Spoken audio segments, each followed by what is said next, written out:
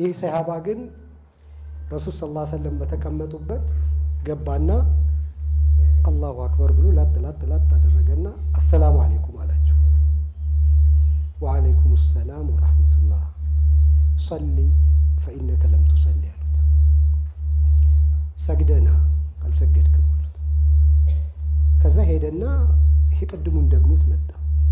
ሰላሙ አለይኩም ወአለይኩም ሰላም ሰሊ ፈኢነከ ለም ቱሰሊ ስገድ ሂድና አልሰገድክም አሉት። ለሶስተኛ ጊዜ መጣና ተመሳሳይ መልስ አገኘ። የዛኔ መጀመሪያ ላይ መጠየቅ የነበረበትን ነገር በሶስተኛው ገባውና አልምኒ ያ ረሱላህ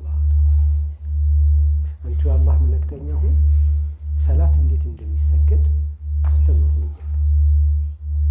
እኛ የዚህን ሰሃባ ሰላት 30 ዓመት 20 ዓመት ሰግደነዋል። የዚህ ረመዳን ሰላት ግን አልምኒ ያ ረሱላህ ብለን እንጀምራለን። አንቱ የአላህ መልእክተኛ ሆይ እንዴት እንደሚሰገድ አስተምሩኝ ብለን እንጀምራለን። ይሄ ሰላታችን የዚህ ሰሃባ ሰላት ነው ብለን እንነሳ።